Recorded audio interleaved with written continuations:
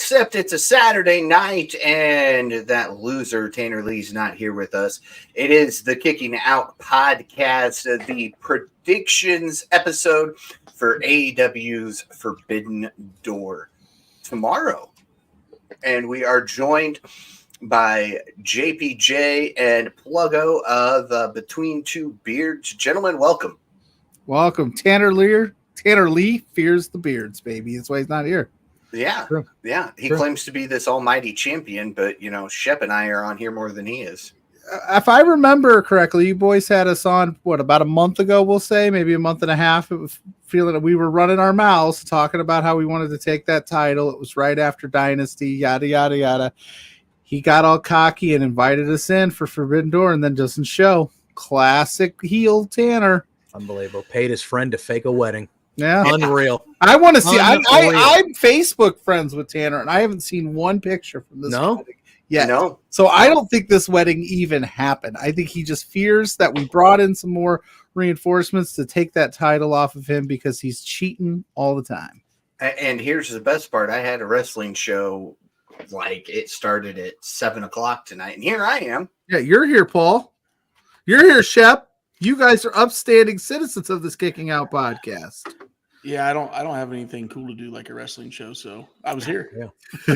You can always come to a wrestling show, Shep. That's true. I was at a 6-year-old birthday party tonight. Hell yeah. Okay. If it was up to me, boys, I would change the name to the KOT, the Kicking Out Tanner podcast. Wow. Wow. Well, I mean, when he loses that title tomorrow, who knows if he'll even show up again. That's why we're here. JPJ wants to wear that thing around Boston, around the streets, up to Fenway, over to the, I don't know what they call the Celtics arena anymore, but Boston Gardens. We'll call it. It's the TD Garden. It used to be the Boston Garden. Then it was the Fleet Center. Terrible name. And then it's the TD Garden now. They just call it the Garden. It's nice and easy. I want to win, and I want that belt shipped to me. And I'm never giving it back. So, and I mean, I will defend it. I would just always win. I'm never giving it back by loss. I'm not one of those. Stephen Chambers, our good friend Stephen Chambers, has even agreed. Tanner, you're fired. You know, listen. Like I said, weddings, right? He has his picks. We'll see. We'll see. You know, Yeah. Tanner quit playing golf back in his hometown. Now he's quitting the podcast he helped start. Yep. There's one common denominator. Yeah. Tanner got married. Yeah. It's true. It's true. Yeah, we'll blame the wife. Works for me all the time. I'm not blaming Tanner's wife. She's doing God's work married to Tanner. I blame Tanner. Oh man, I don't know if you know this. This is I'm only here to bash Tanner for the next however long we do this. So sorry.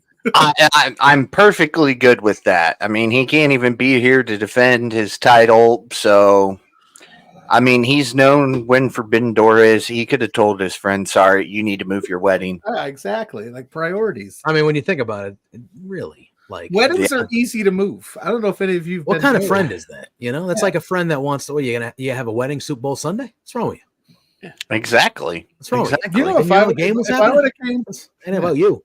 It ain't about just you. If I'd have came to JPJ on Thursday and been like, hey, man, I got a wedding, can't be at Beards, he'd be like, we just don't do Beards anymore. We're done. Yeah. Yeah. That's it. So, PSA to all my friends, don't get married on Thursday night. Why would you? Why would you? That's an awful night to get Honestly, married. if I got invited to a Thursday night wedding, I'm not going. Yeah. Because you have to go to work the next morning. What are we doing, bro? Yeah. I gotta take another day off. Like, now you're so either I go to work hungover, probably not feeling great, or you want me to take a personal day for you? Come on. Yeah, I already took one for the wedding. You want me to take two? Selfish. Dude, going to work back in my drinking days, going to work the day after a wedding when you're super out is like the worst thing because you're like, I had so much fun like 6 hours ago. Some of my best shifts were worked under not great circumstances. Some of my best shifts.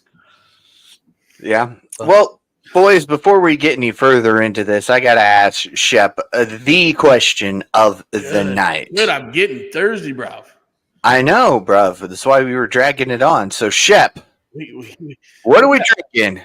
We got a debut cocktail tonight. And the only reason I'm debuting it is because I've been on a little bit of a roll on the golf course over the last 35 days. We've had some good tournament. Like I paid for a trip to Vegas. Let's just put it that way. And I usually get up in the mornings I switch from Bloody Marys to these. And I usually have 2 or 3s before we hit the course about 7 a.m. And I did that yesterday. And I won a tournament. It was work golf, charity golf, but didn't have a lot of help behind me on my team, but I ended up pulling it out. So we're having the golfer's delight. We're having transfusions tonight. So we got a little vodka ginger ale spiked with a little grape juice. So cheers. Vodka, ginger ale, and grape juice. The double transfusion. That sounds like something I would probably. I will never the grape drink juice. I love grape. I think grape's underrated flavor. And it's got to be Concord grape. It's got to be as purple as purple can get. What other grape juice you get? Well, Ocean Spray. They got that soft shit. What? They got the white grape juice. If I do not see Concord grape juice, I ain't drinking them. I'm not drinking the grape juice. I'm not drinking the grape juice. But no, I will never drink and I love Bloody Marys, but I will never drink a Bloody Mary again before golf, as long as I have these available. I mean, I have to make a sacrifice. You got to make a sacrifice. Yeah, I hear you.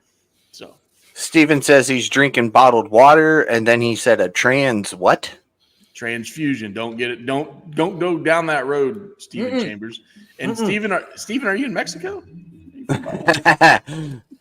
You vacation down there? Sometimes bottled water is better than tap water. Yeah. No. I predominantly drink bottled water. It's odd enough. Yeah, But yeah. I got a soda stream. I'm one of those. Is it worth it? I was just getting ready to ask that. If you drink sparkling water enough, I do. Then yeah.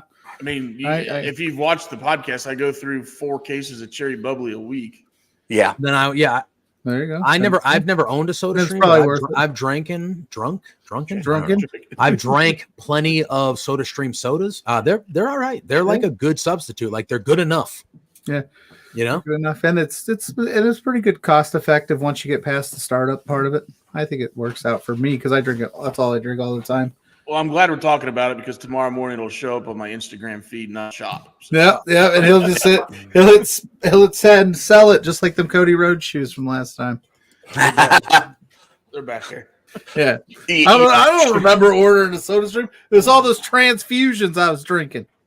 You know, Shep, the best part is I drove by your house probably a week and a half, 2 weeks ago. Well, the wife did, actually. And she goes, she was out there throwing away a lot of boxes. Yeah. Well, I hope the shoes didn't end up in one of those boxes. No. She doesn't throw anything. If it's out in this barn, she's hands off. She's pretty good about that. If it's in the house, I don't have a shot. Which is why that sign's hanging behind you. Yeah. And not in your house. Yeah. Well, there's no way she'd let that thing go in our house. She barely lets me, let alone anything I think is cool. Yeah, sometimes you've got to sleep out here. Done it many a night. Yep. Moral of the story to this point in the podcast, don't get married. Wow. Especially Saturday night. Yeah. Before a pay-per-view. Yeah.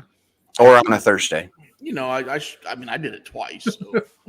I did too, don't worry. You got married twice on a Thursday before a pay-per-view on a Saturday night?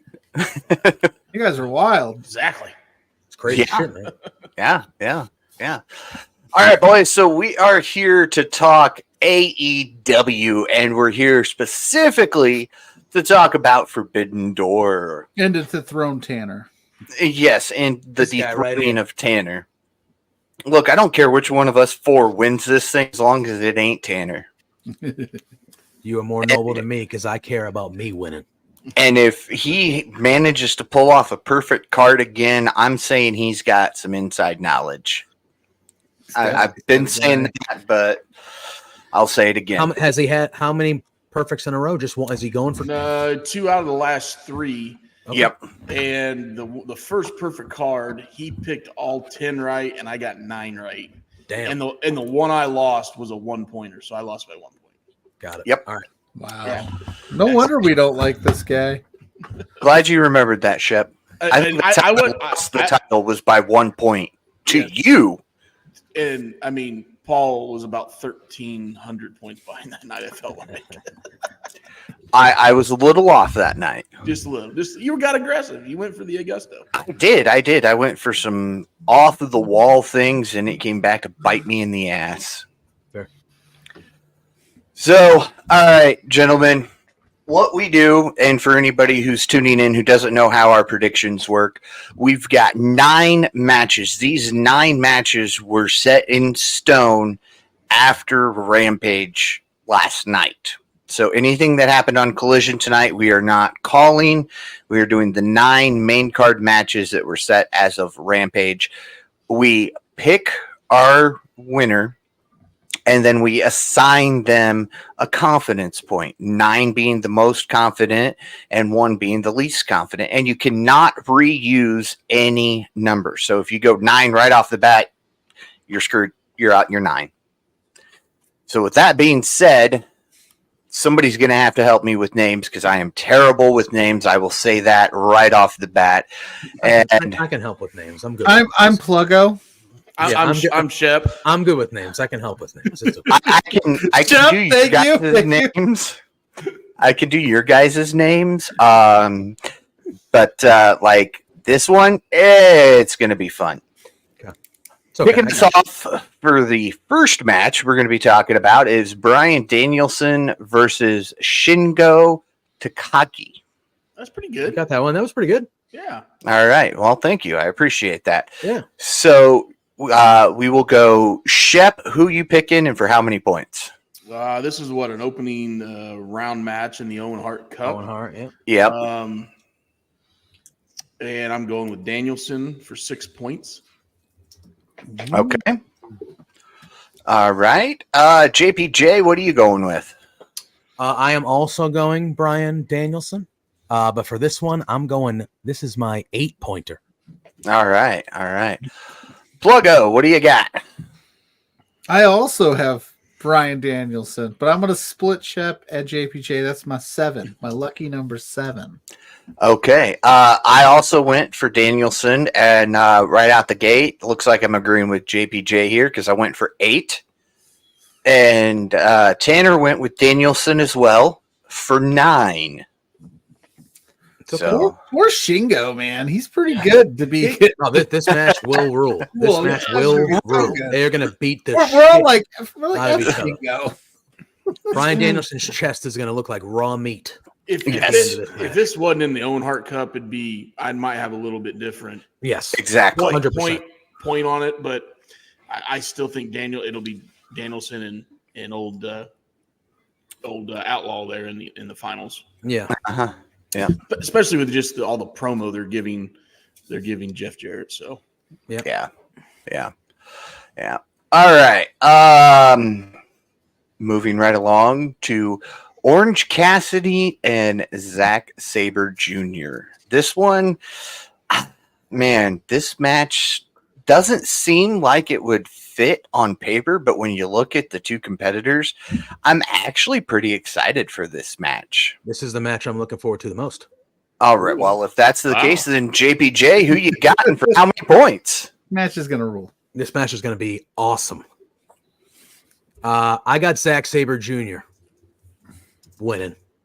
Okay. Now, this is the match I'm looking forward to the most, but it is not the match I'm most confident in that answer. I have this worth 4 points for me. Okay. But I have Zack Sabre Jr. as the victor. All right. Pluggo, what do you got? I've got the exact same winner as JPJ, but I feel even less confident about it. I've got Zack Sabre Jr. with 2 points. Okay. Shep? Zack Sabre Jr. for 4. And I think this has the potential to steal the show. Yes, I think it's going to be. I think it has match of the night vibes. Yes. Yeah. Yes. And I think going into it, a lot of people are overlooking it because there's no title on the line. Not really a big build to this, and with a lot of star power at the top part of the card, it's a sleeper for sure. Oh, yeah. Well, we have all agreed on Zack Sabre Jr. again. Tanner went with 3 points, and I'm the high guy with 5 points. Ooh. I contemplated 5 for a while. It's for me, like, it depends on if they want to mess around with the Trent stuff in this match. Yeah, I agree. That's And I part of agree it. with this If comment. they don't- I thought the backstage thing they did on Collision tonight with these two was excellent. Absolutely. Loved it. Well, I can't say that because I haven't watched it yet since I was at a wrestling show myself. That was very good. It was very, very good. I'm looking forward to watching it. I'm probably going to watch it after this. Yeah. I'll probably go to sleep after this, but You're not supposed to go to sleep, Paul, after you take a beating, like you said you did. I know. Somebody's gonna have to watch over me all night, make sure I don't die or anything. Where's in my Landon? sleep. You could do it. Logan? Sorry. I was like, did First Paul get a new kid? I'm like, Landon. Oh, Logan. Logan. I met him one time. That's okay. He still doesn't respect his EVPs. I know he's a bum, but that's okay. That's why Paul Landon. This is probably the hardest match to predict, in my opinion. And that is the TNT Championship ladder match. I do not have pulled up who are the contestants in this, so I can do it. I'll have at it, sir. Konosuke Takeshita, Mark Briscoe, Jack Perry, Dante Martin, Leo Rush, and El Phantasmo. Gonna rule. It's gonna be a good one. It should. All right, Pluggo, why don't you lead us off this round? No! I was gonna see what you guys all said. That's how Tanner does it, right? He hosts and then he picks last after you guys make your points pick. Yes, but I if I would share my screen, my picks. No, you're good. You're good. I can. I'm not like Tanner and over here writing it down, and Ladder matches are tough. they are. Especially this group of people because they're all willing competitors and all that fun stuff. But for me, it's Jack Perry, and it's like this is my 8 point. Like this is gonna happen. Ooh, Scapegoat is your TNT champion. All the elite holding all the gold sounds good to me. all right. Well, Shep, you're thirsty, so why don't you tell us what you've got for us? If Jack Perry didn't join the elite a couple weeks ago, I would say it's time to put some type of gold on Takeshita. I agree with that. That's who I want to win. I'm being honest. I'm right there with you. I think he's ready to get a little bit of a boost. Yeah. But because he's part of the elite in the EVPs, I think they're all going to hold gold at some point. And so I got Jack Perry for 5. Okay. JPJ, how you doing for this one? I really want Takeshita to win this. Yeah. Really, like far and away want him to win this, but it's Jack Perry, and this is my 6-pointer. Ooh, okay. I think it's pretty, yeah. All right. Well, I hate to do this, but unfortunately, that loser Tanner and I agreed on both our pick and our points with Jack Perry for 4. Oh. So I left that one to last and started picking everything else. And I was like, well, all I've got left's a 4. So there we go. So far we've all agreed. Just the Yes. point. We all have the same winners. It's really the point. I mean, so unless we all go perfect, right? The points Yeah. don't What's matter, the I guess, right? tiebreaker here? Well, unfortunately, the loser who's not here tonight has decided that if there is a tie, Oh, he gets to keep the belt. champion retains. What champion's advantage is that? I didn't sign up for the Yep. Tanner. Get out of that wedding right now, you bum. Just kidding. First of all, it's 10:44. Well, I know you're Midwest, so what is it? Yeah, no, it's 9:44? 10:44. It's 10:44. That wedding's over. Yeah. Yeah. The wedding is over. He's got to drive back. I would have just grabbed a hotel room, That grabbed shit ended at a 10. laptop. That shit and- ended at 10. All right. Probably. That wedding ended before we went live. So Hey, okay. So, even if it's an open bar wedding, they can't serve past 11 most wedding and venues. No. So That wedding See, ain't happening. there you That go. wedding's not going on anymore. Well, he claims it's like a 6.5 hour drive or blah, Then blah, why- blah. And he's not spending the night. Why would you Why- not spend No. the night? I don't. It's Tanner. hey, just to give you guys, Pluggo would know this because he lives in Indiana. But when we go to Indianapolis, where Paul and I live, where Tanner lives, Tanner will drive to Rochester first, then go to Indianapolis instead of meet Paul and I there. Very true. Very true. So And this last year, I'm like, hey, Shep can't make it because he's not feeling well. You drive down there. Logan and I'll drive down. We'll have a good time. We'll meet down there. He's like, no. I'll come pick you guys up. I'll come pick you up. he's a sweetheart of a man, but he's dodging the beards. That's all I'm saying. He's a cheater. I mean, he's inside those lines, yeah. But he picked you up and drove you. That's kind of nice. I I guess. gotta be nice to him for that at least. But Yeah. He didn't come up to South Bend and pick me up when I drove down to Indy for Dynamite. no, he did not. He did not. no, You no. had the furthest drive out of all of us, I know, probably. he could have swung by and picked me up, but that's okay. Yeah. He could have just made it one big carpool. hey, after the announcement last week, we might not get AEW back in Indianapolis for a while. Yeah. Unless he still wants to run it when the Jags come to town, is the only saving grace we have. Mm-hmm. Yeah. We'll have to see, though. I'm hoping that we still get AEW and Indy. Well, I hope so. But if you read the actual press release, they're not only guaranteeing these big events in Indianapolis, they're guaranteeing live events and some television events in surrounding areas. They're still going to do the normal Raw and SmackDown. Evansville, loop. Fort Wayne. So basically, are- they came in and said, "Hey, we're buying the state of Indiana." Yeah. And Triple H, I know he was on McAfee's show when he said it, but Triple H was pretty much like Pat McAfee is the reason this happened. Yes, it is the Like Pat he is McAfee the effect. reason this happened. Absolutely. Yeah, we're getting spoiled for sure. They were Yeah, just. I mean, they I were will, just I here will last probably week. be trying my best to get out to those parts for all of this. I got a place for you to crash. But anyway, All right. the hell are we talking about WWE for? I thought this was an AEW. No, I'm just kidding. Your marks. This is a wrestling podcast. It's my fault. I create. No, rabbit listen. holes. I am enjoying both companies. This is I the am enjoying most all of wrestling wrestling right now. JPJ's got to talk on screen this week because on Thursdays we do everything but. For the most part, yeah.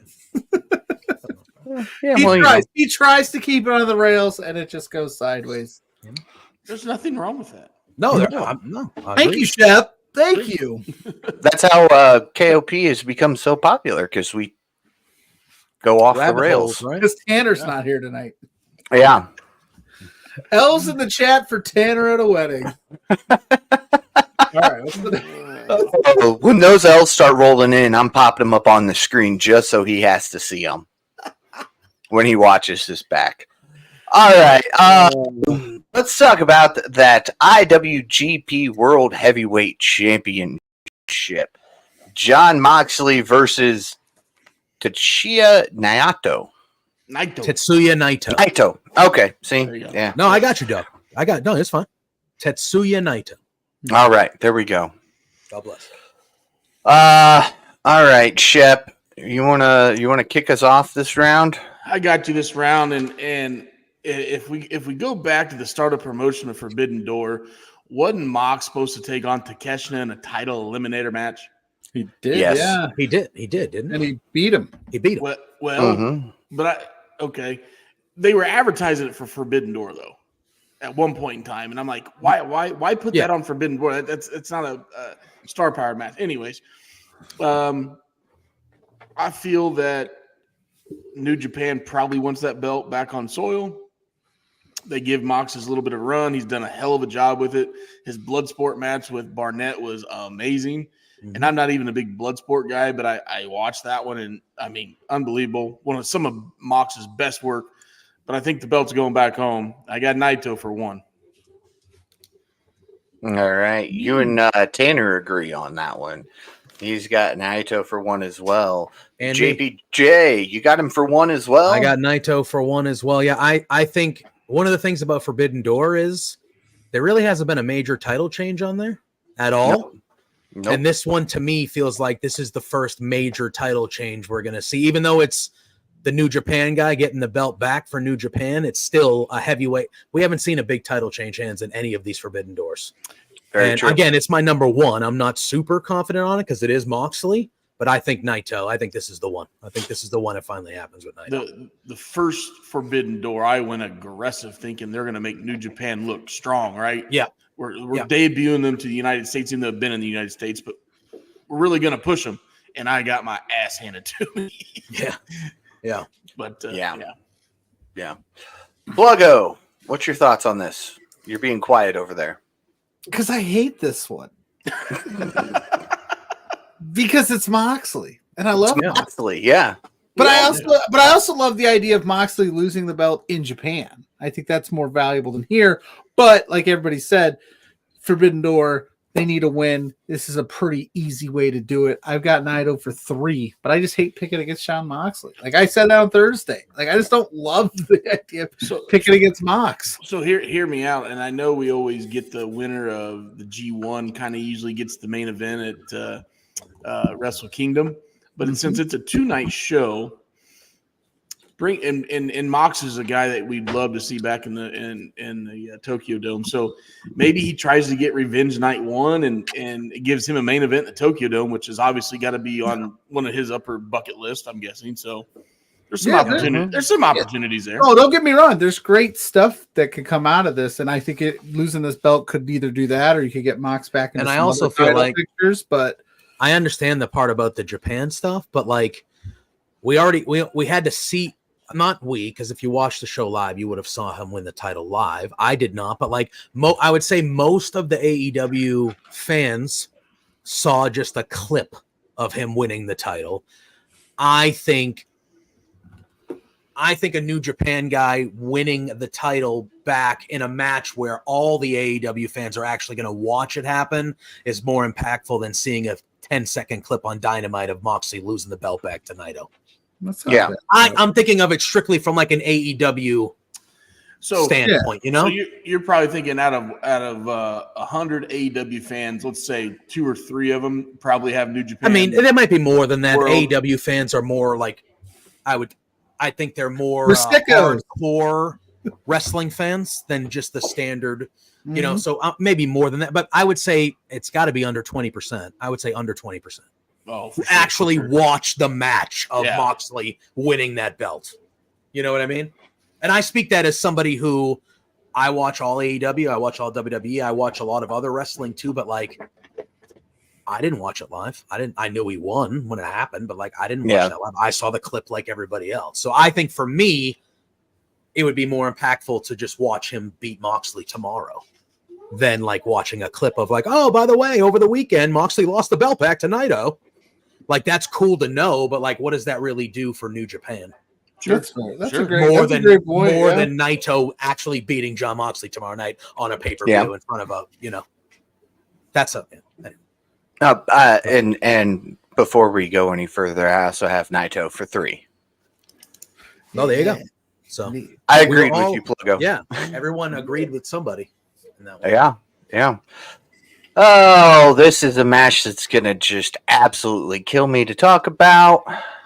And we'll find out why here in a minute. The title for title match. Mercedes Moné versus Stephanie Vacour. Yes.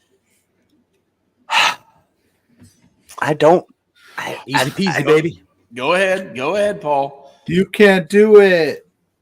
I can't stand Mercedes.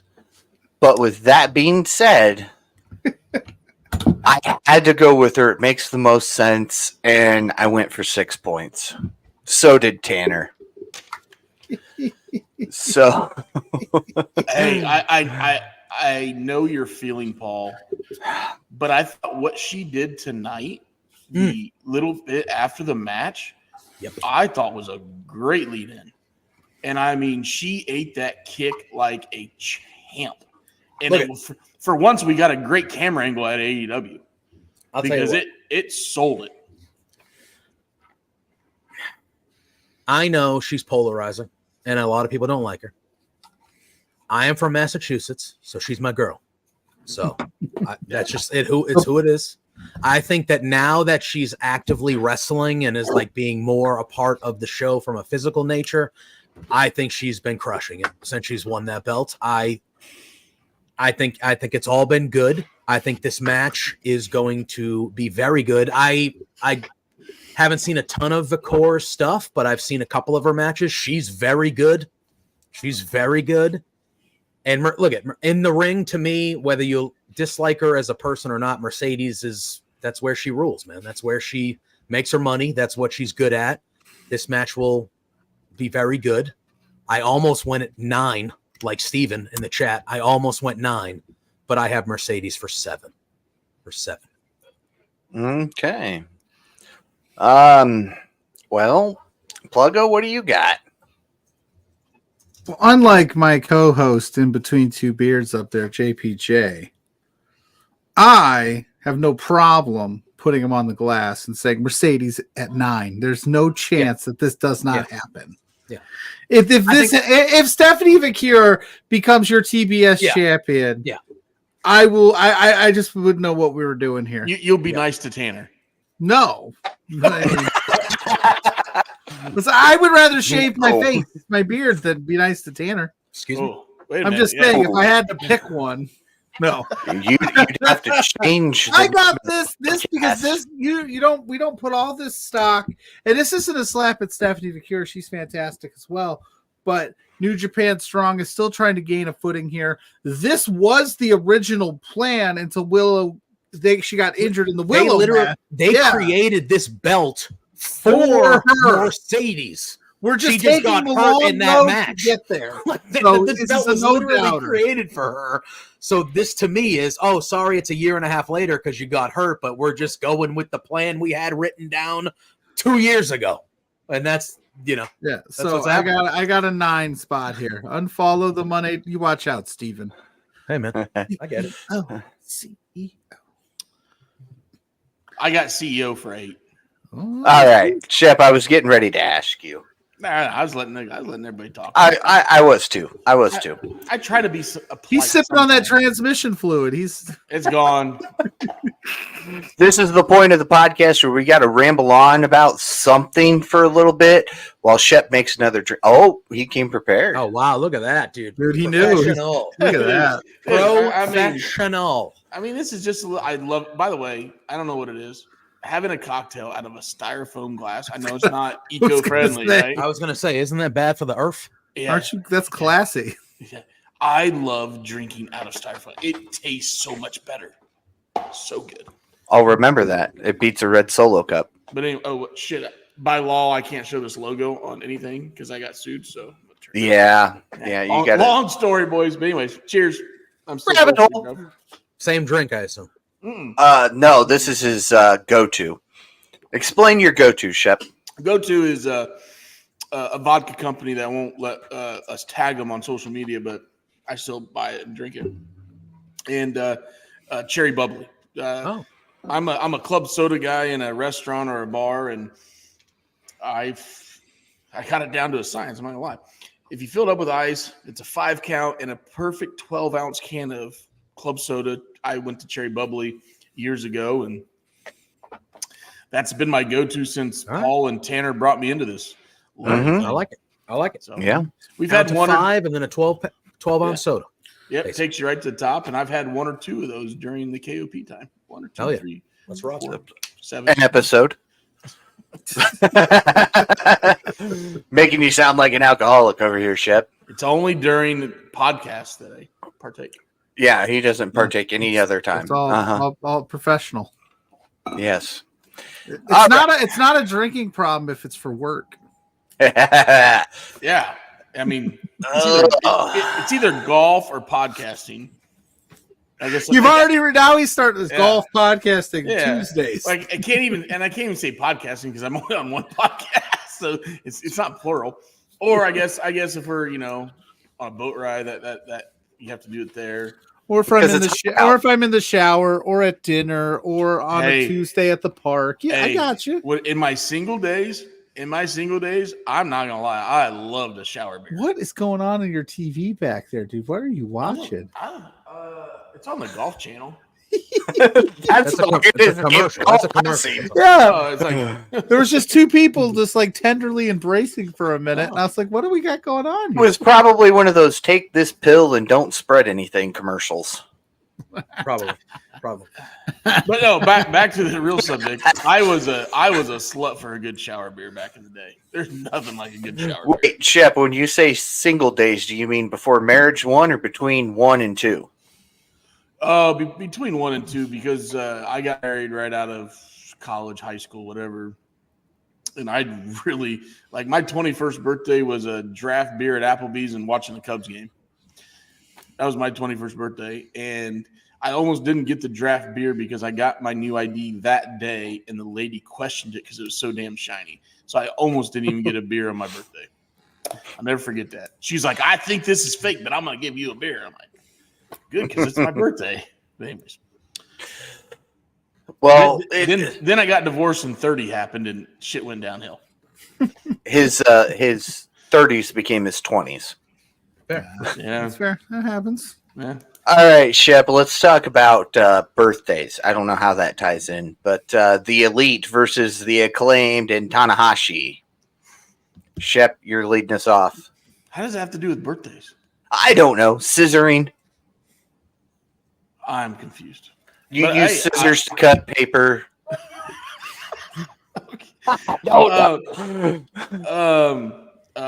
I think this is supposed to be. I think the Acclaim is in this match because FTR is hurt. Yes. And so I'm going with the Elite for 7 points. Ooh, wow, that's way more confident than me. I'll tell you, the champion went the Elite for 2. So That's about where I'm at in a confidence meter, right around there. Did you go with the Elite for 2? I know how many points I'm going to wager on this. Okay. I'm going to wager 2 points.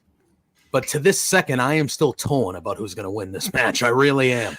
Yes. Because the Acclaimed clearly won the Eliminator match, which very rarely happens. So I'm of two minds. I'm like,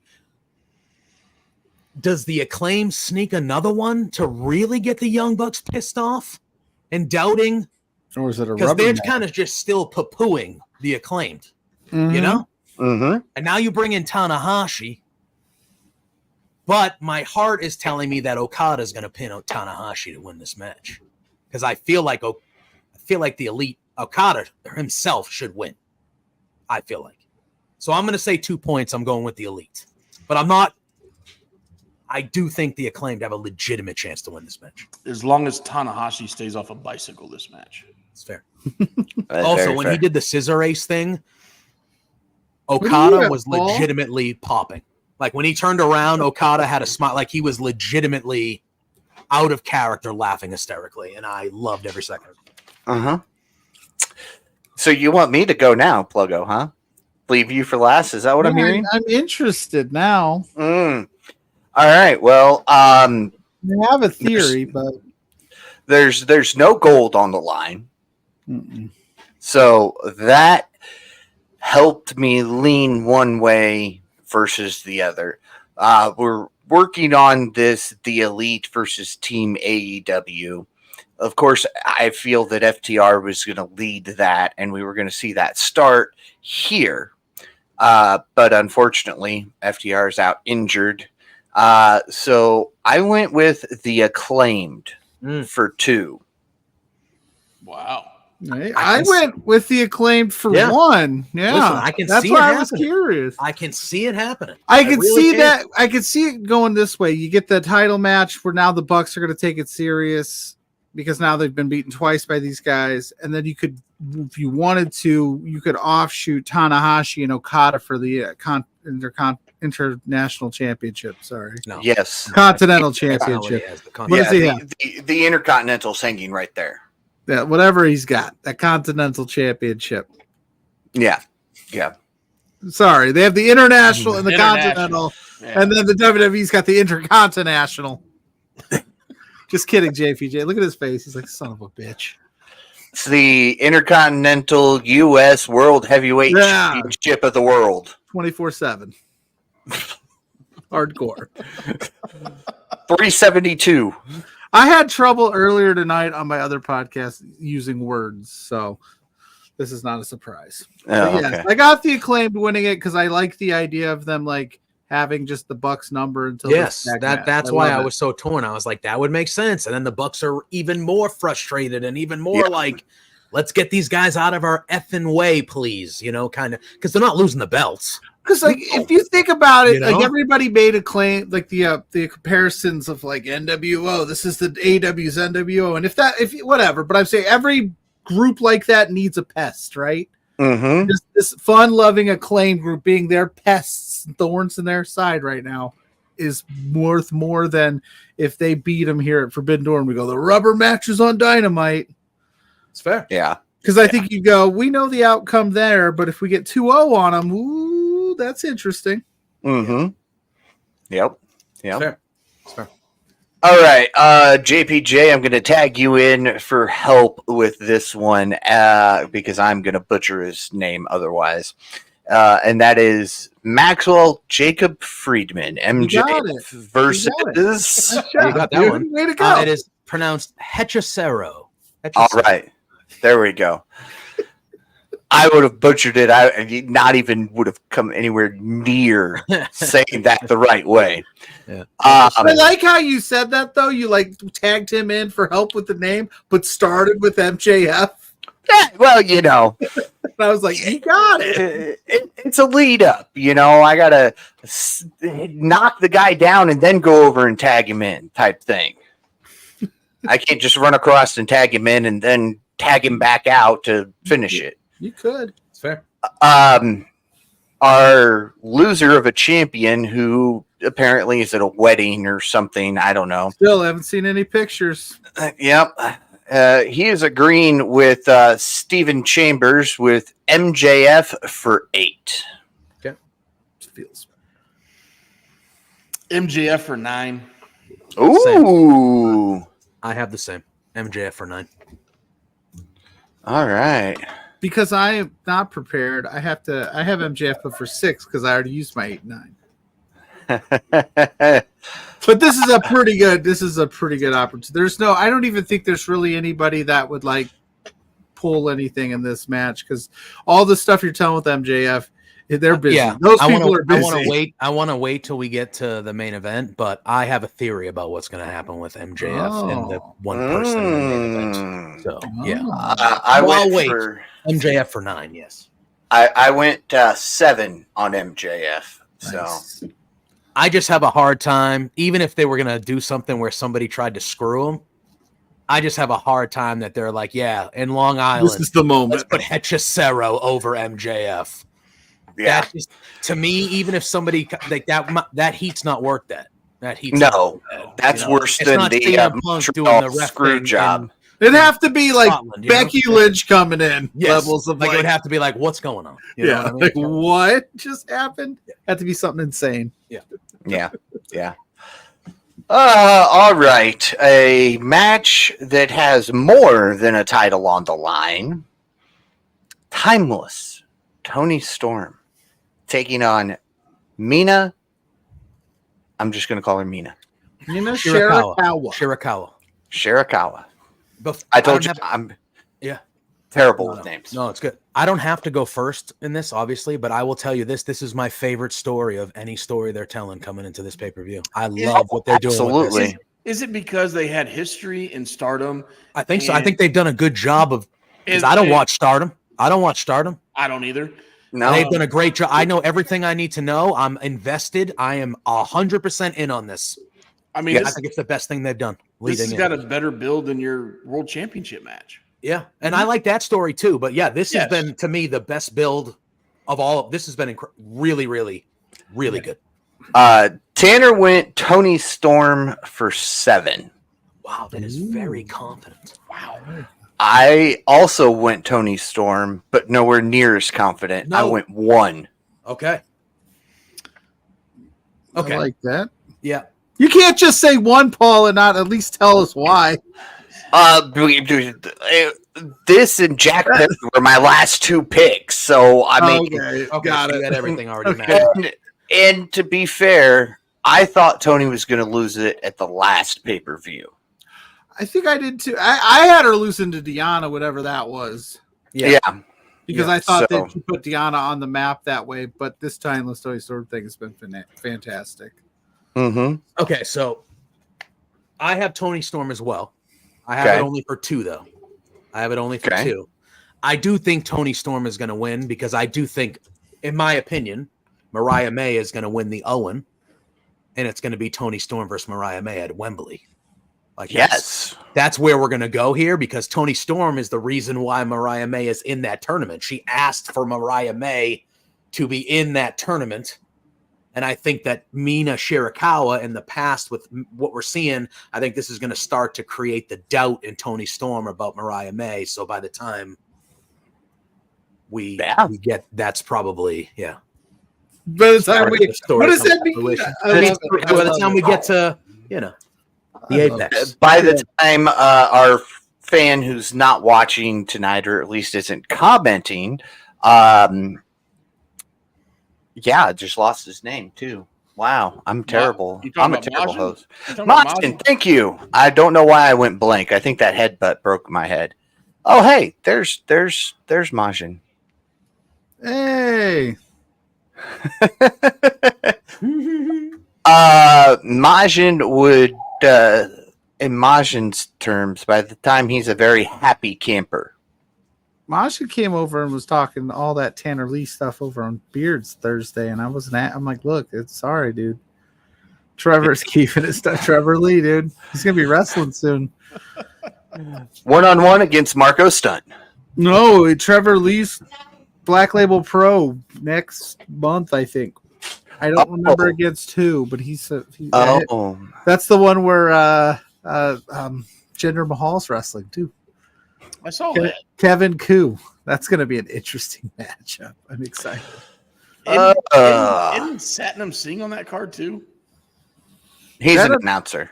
Yeah, he's somewhere now. They said he's an announcer now, right? But he's making a couple indie appearances. I thought he was on the same card as Jinder. I thought I saw that poster. Have I made my pick yet? No, you haven't. All right, I'm going Mariah May. Ooh, Mina. Huh? It was a joke. Sorry. That would be if that happens.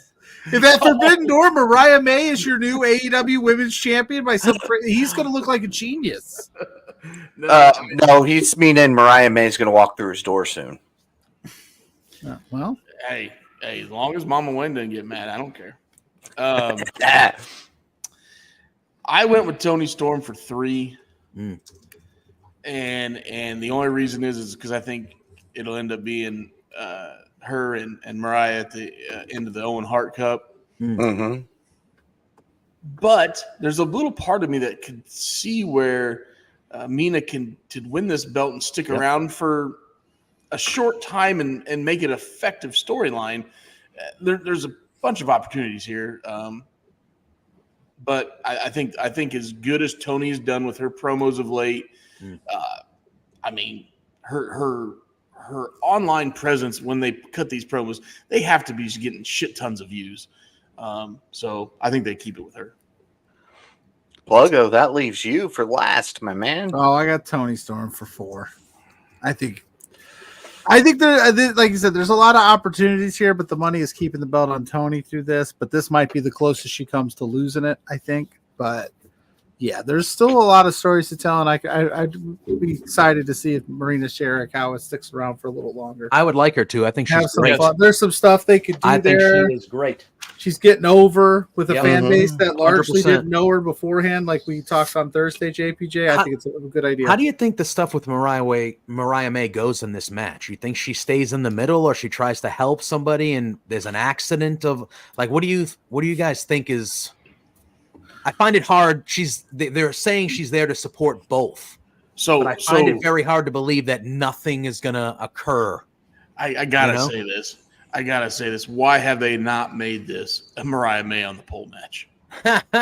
My inner Vince Russo's They should have made her the special guest referee, or like in a shark cage, like they've done. Imagine she was the special guest referee. That'd be fun. That'd be way more sense. That would have been real fun. Me trying to be a smartass, but yeah, make her involved somehow. Yeah.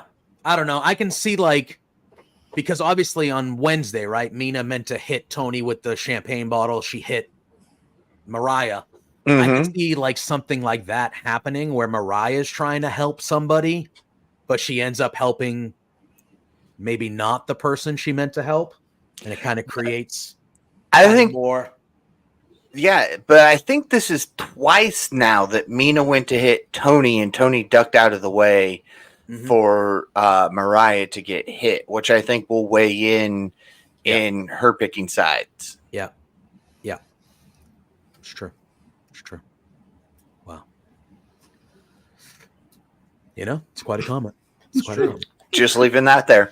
It's quite anyway. It's almost as bad as the comment my son made today leaving the house because it's humid around. He goes, "It's really moisty out here," and I was like, "Ugh, moist." Yeah, I was like, what's wrong with you?" Yeah, he goes, "Dad, it's real moisty out here today," and I was like, "Don't talk like that." That's what Steven just said. That's kind of what I'm thinking.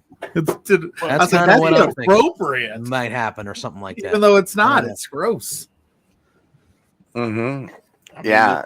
Tony ducks, Mina gets the all I want out of this match is when they do the shot of the ring, you've got a perfect black and white Mariah May, and then right in the middle, right in the middle, where she can't decide. That's what I want. All right, boys, let's talk about this main event. Swerve Strickland 1-on-1 with the Bruv. Will Ospreay. Hey, did you see what Pluggo just did? Yes. Who's the other guy that does that? Tanner.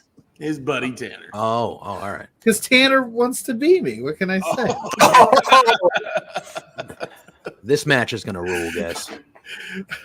This match is going to be... I know we talked about OC and Zack Sabre Jr. stealing the show, and they very much could, but this match... Hands down. Holy shit, man. So Paul and Pluggo didn't watch Collision tonight, right? No. JPJ, did you see the ending of Collision? I did not see the ending. I was actually on another podcast before I hopped on this one, but I had it kind of off to the side. They had the weigh-in, right? Yeah, typical bullshit weigh-in. Swerve comes out with a bunch of, I'm guessing, local rappers or an entourage. Some big dude with no shirt on that made Swerve look small. Nice. They do the weigh-in. Kyle Fletcher comes out with Will, and they kind of get in a little bit of a skirmish, and security separates the 5 rappers, and then the 2 guys of Ospreay and Fletcher, and then out of nowhere, Ospreay shoves a security guard out of the way, runs across the stage, and hits the hidden blade out of nowhere. Lays Swerve out cold. Cold. And that made me change my pick, just to let you guys know. You had Ospreay coming in, didn't you? Yeah. Yeah. But it goes back to 100 years of wrestling, your go-home show. You put that doubt in the fan's mind, and because in a perfect world, I wanted Ospreay here. I wanted Swerve at what's July, Paul? Yeah, that one. No, what's the one in between here and Wembley? I think they're going all in. Yeah, I think All In is next, and then All Out a couple weeks after. I wanted Swerve then to get it back at Collision or Dynamite next, or whatever, and then I wanted Ospreay to go over in Wembley. Yeah, but I'll just go ahead and say it. I got Strickland for 2 points. Okay.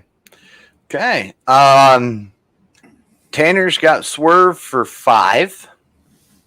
I've got Swerve as well for 9. Wow, very confident. Wow, yeah, I like very confident. Wow, you do have your 9 left, don't you? Yeah, you do. Yeah, that was all I had left at this point. But no, it was the first match I picked. I don't have any doubt that Swerve's going over here. And I kind of got a feeling like Steven here that somehow Callis is going to screw him. I know we like to get in our own little heads with our booking, and I'm probably the worst fantasy booker in the world and crazy things, but like this match, I just wish it's just Ospreay Swerve. Just give that to me for 25 minutes. No outside interference. May the best man win. Yeah. It would be a massive feather in Swerve's cap to be the first one to beat Ospreay in AEW. It cements his title reign. Unfortunately for me, only have my 5 left, so I have to agree with Tanner and do Swerve for 5. But I just think like I could see Ospreay double champ though, like I wouldn't hate it. He's been on fire too. This is another one of these like very well told stories that like either person would make sense. I also have my 5 point left as my only one. And I'm also taking Swerve for 5. Not because you did, Tanner, because we did that on our own. Yeah. However, I will say, I think Will Ospreay, you said you could see him with 2 belts. I think after Wednesday, he's going to have 0 belts. Ooh. That's now, right. I understand the Swerve thing, but not to Danny Garcia. I think MJF is going to have something to do with Daniel Garcia beating Will Ospreay for that belt on Wednesday. Okay, I can see. That's fine. I'm okay with that. I think that is what I think we agree. I think that's gonna, because I think we are in store. Because right now, even though I would love to see Will Ospreay challenge for the World Heavyweight title at Wembley, I think it's MJF versus Will Ospreay in Wembley. I think that's the one that doesn't need a belt. I think Swerve's going to I think it's going to be Swerve and Hangman, to be honest with you. No, actually, it won't be because it's going to be, because I think Hangman. All right. Hangman had a great vignette tonight, by the way. Yeah, and I think Hangman's going to be the wild card because the Elite said we're bringing in the wild card. I think they're going to bring in Hangman, and I think Hangman is going to be a massive heel, and he's going to be the one that eliminates Jeff Jarrett in the first round of this tournament and gets major heat for eliminating Jeff Jarrett, and he's going to beat the piss out of him. And I think because everybody wants Jeff Jarrett to win now because of that emotion, including me. Yeah, I think Hangman, Cole's not ready. I don't think he's ready yet, but I think Hangman is the guy.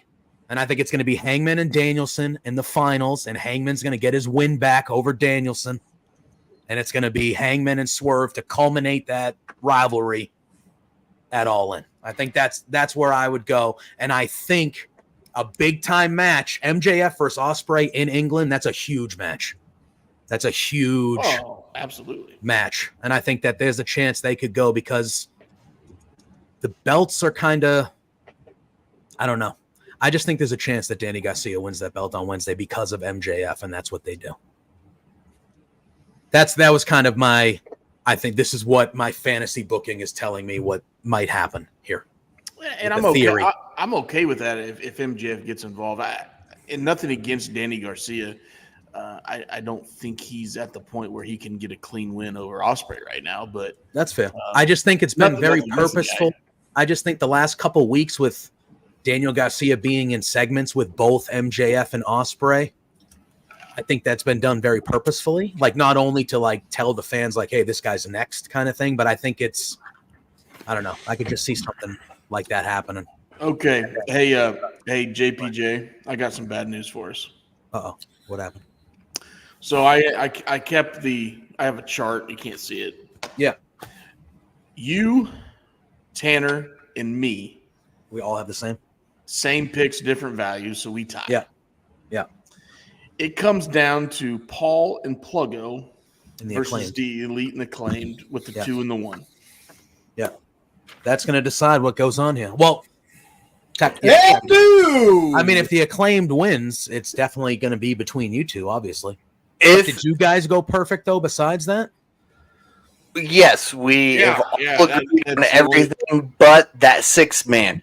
But here's the thing. As I'm looking at it right now, I picked 2 for the Acclaimed, whereas Pluggo only picked 1. So that would put me with more points for that match. But do you have all the same answers for everything else, though? Because if you guys Yes. then you're both perfect, and it's a tie between the two of you. Yeah. Right? Then we're going to have to flip a So coin. it looks like there's either going to be a 3-way tie or a 2-way tie. Well, I guess not if other things are wrong. But if Paul and I tie, he loses the belt. Tanner loses the belt. That's all that matters. That's all that matters. So Paul and I, I'll show up to your wrestling promotion and fight you for it. I got a better idea. So if you guys tie, you guys will face off at Blood and Guts. Okay. Blood and Guts, I think, is in July on a Wednesday, right? Yeah. It's a Wednesday night show. Yeah. Yep. And normally on a Dynamite, we'll get that card Monday night, maybe Tuesday, right? Yeah. Okay. If you guys tie, tiebreakers, Blood and Guts. If there's a 3-way tie, I say the title's vacant till Wembley. Wow. Ooh. Tanner's at that wedding. Tanner don't have a say right now. If JPJ agrees with me, it's done. I mean, I'm in. I'm down. Look at it. If there's we kicked down the forbidden door and took over this podcast. Any which way, I feel like there should be tiebreakers. Yeah. Mm-hmm. That's all. Yeah, but I get it. Yeah, but it's your show, stats championship advantage, however you want to play it. Yeah. Tanner's just making rules up as he goes. We caught it. We were the first podcast. Like, we got to get in here. You got to make us a part of it because we're just sick of seeing what's going on here. Since the four of us basically just colluded against Tanner. Yeah. I love it that next week when we open up the show, Paul, instead of our normal music, it should be the NWO music, and we all should be wearing NWO shirts against Tanner. I was going to ask about your open. Whoever wrote the song and made the open, could we somehow kick Tanner out of it and put us in there real quick? Yes. Yeah. It's like do Pluggo JPJ, Paul and Shep. Fuck Tanner. Hey, I think that's the most explicit of the night. I think we went a whole hour before we got the explicit rating. Well, you know what? Great. Maybe it's Tanner because I never got fired up tonight. I've been just tonight. I know. What we do, man. That's the vibe we create, man. It's very chill. It's very chill in the Beards area. Yeah. And when we're on other people's podcasts, we keep it pretty we do tame. When it's ours, it's out the window. We keep it pretty, yeah. But we the vibes are always good in the Beards lair when we do our stuff. So Paul, what are we gonna do with our championship, man? I'm psyched. Wow. We are going. What are you gonna do when Okada pins Tanahashi and you guys don't? Ooh, it can happen. So I think that's a real possibility. That's the only reason I picked him. Nah, I fully look. I'm still torn. I think the Acclaimed can win that match, but I don't know. For some reason, I was like, I think Okada's going to pin Tanahashi. They have a history. All right. So anyway. There are other matches that we're not predicting. Mm-hmm. We've got what is it? A 4-way trios match, or is it just a trios? No, it's a 4-way tag. 4-way tag. Yeah, 4-way tag. That one, yes. We've also got Statlander and Momo. Yeah, Momo versus Willow and it's pronounced Tom Nakano. Okay. Tom Nakano. She rules. And then Mariah May is going to be 1-on-1 with Saraya, and then the House of Black, Ishii and O'Reilly, Strong and Kid, and versus Private Party. So what are we looking forward to the most? Oh, of course, and then there's the Learning Tree with Jeff Cobb versus Joe, Hook, and Shibata. Thanks, guys. Thanks, guys. We just say though, getting Jeff Cobb is good. That's pretty hot. Okay, that's a pretty good partner. God, I hate that Chris Jericho makes everything at least work, but I don't love it. But no, Jeff I think some because it's Mariah May. I think Tony Storm and Shirakawa, I think, are going to be at ringside with Mariah May for that match, and I could see something. It looks that way. Tony Storm, Luther, and Mina. Yeah, so I could see something happening on the outside between like Tony and Mina that like leads into the match on the main card, like something they could say earlier tonight, they got into some dissent, whatever, something like that. I do think the tag match with Statlander and Momo versus Willow and Nakano is gonna fucking hump. Oh, yeah. Sorry. I didn't say the first F-bomb, but I'll keep it going. But I think that match is going to rule. And the Statlander Willow story, I'm invested in. I like both those girls. We're gonna get the one-on-one in the second round of the Owen on one side, which is going to be good. But I think this could be a good way to kind of juice that up a little bit. No pun intended. I won't say the first F word, but I'll say the next 6. And look at the fatal the 4-way tag match. It doesn't mean anything, but like the teams that are in it, like I'm excited to see Gabe Kidd. I wish he was kind of on the main show, to be honest with you. But he's a lot of fun. He's a lot of fun. That guy. And I've really never seen him wrestle a ton because I'm not like the most avid New Japan viewer. Right. But that's going to be a chaotic mess. We know what that's going to turn into. So that'll be fun. And, they should be fine, but really, it's how the 0 hours are. The matches will be fine. I think they're giving it an hour and a half this time. I think it starts at 6:30 tomorrow instead of 7. Yeah, I think we got 4. It looks like 4 0-hour matches. Yeah, and then 10 main show matches. So, I think they'll be.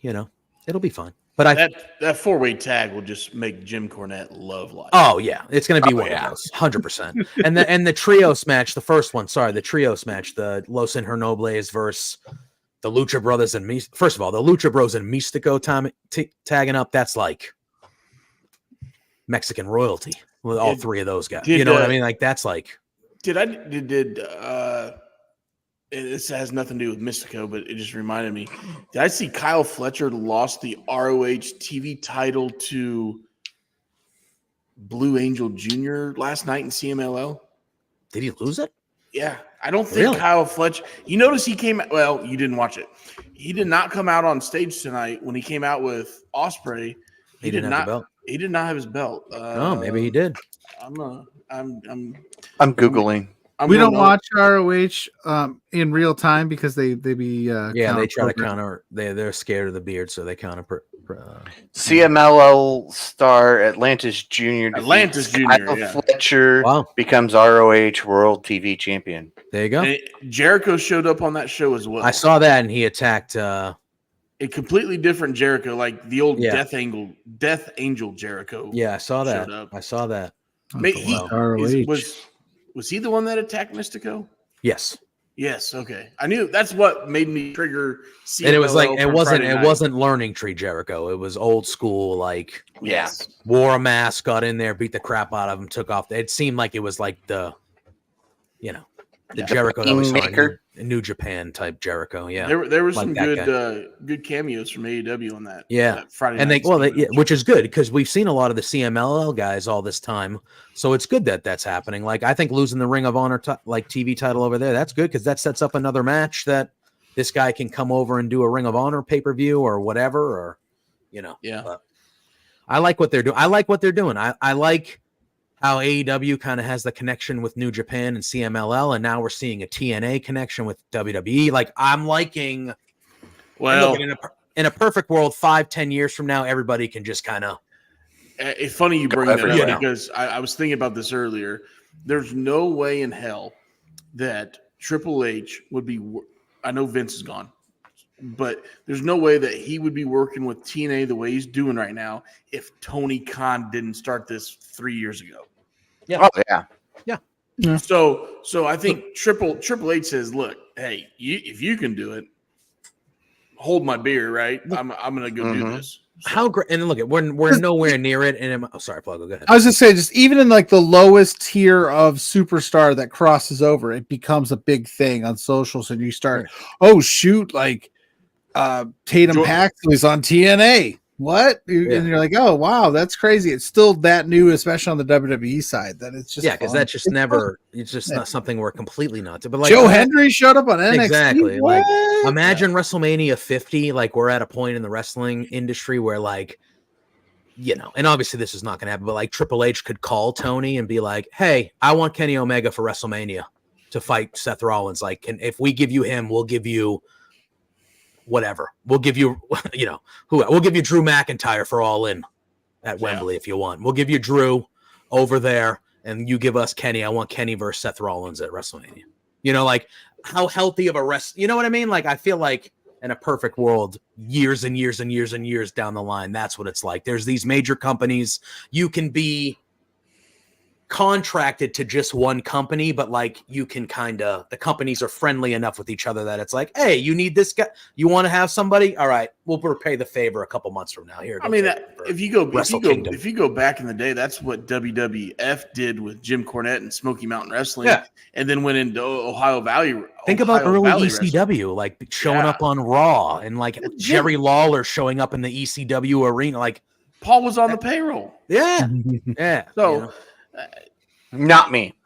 The other Paul. The other Paul. The wise man. You will be once you become a champion. What a legend, Paul Heyman. That segment at the end of SmackDown last night. What a legend. God.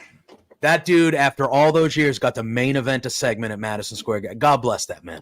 Yes. And somebody was telling me to look as freaking stressed out, and the way he did last night, he stayed up for 24 hours ahead of SmackDown just so he knew he would look that way. Unbelievable. That is dedication, and that is a legend. Yeah.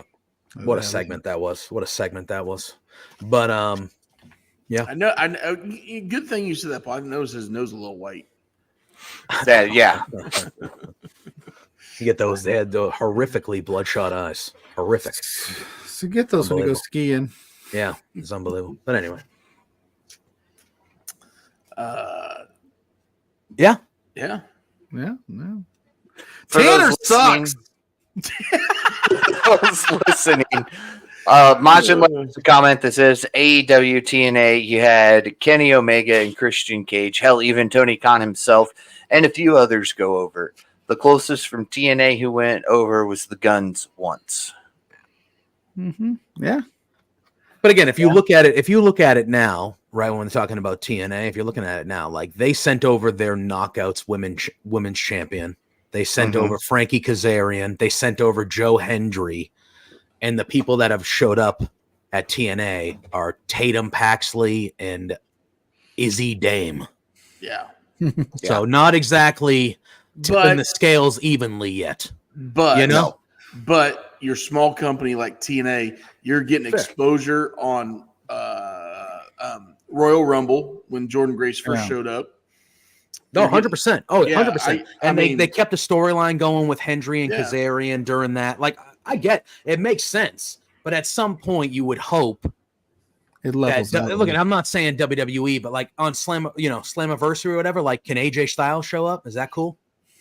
Would that make sense? That'd be awesome. Yeah. For him to show up there? Yeah, he's a legend. He's what I'm saying? Like he built TNA. Yeah. And to be fair, TNA does not run live television every week. That is true. So that is true.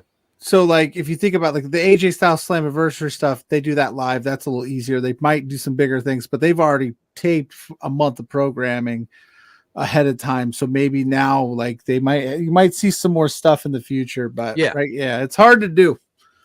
It is because if you've already got 4 weeks in the can, and then you're like, oh, we're gonna do this thing with WWE. Shoot, what can we do? How can we squeeze it in?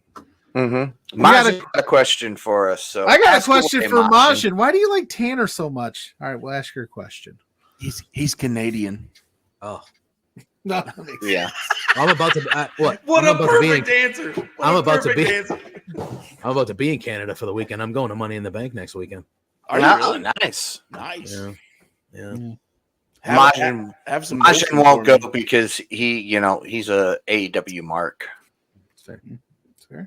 Is it in Toronto? It's in Toronto, yeah. Toronto, I'm poor. Yep. Well, you're blowing your budget. It's true. That's right. Spencer's. I spent Spencer's. Yeah, it's Spencer. It's on the boss. It's on the boss. My personal money, though, I ain't got none. Well, it sounds like you're spending all your money on All-Star Baseball. Since I'd say a bunch of the old pillars have become the foundation of the company, meaning AEW, who would you say are the new pillars? And he says he'd go to Money in the Bank, but Toronto sucks. And Steffi says it stinks. Oh, now I don't know. Is that I've heard nothing but great things about Toronto. I'm a Red Sox fan, so like I don't root for the Blue Jays or anything like that. But like I've heard nothing but great things about Toronto. I heard Toronto's a hell of a fun. Yeah, I heard it's a great city.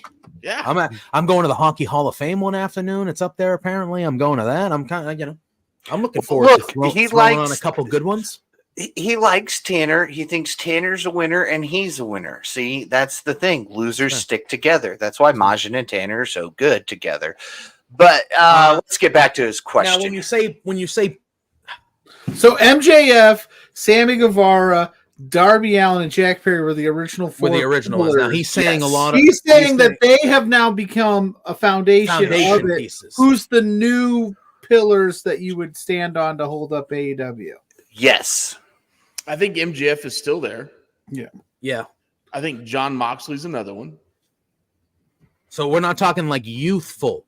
We're just talking like the four pillars. Who's running the company right now?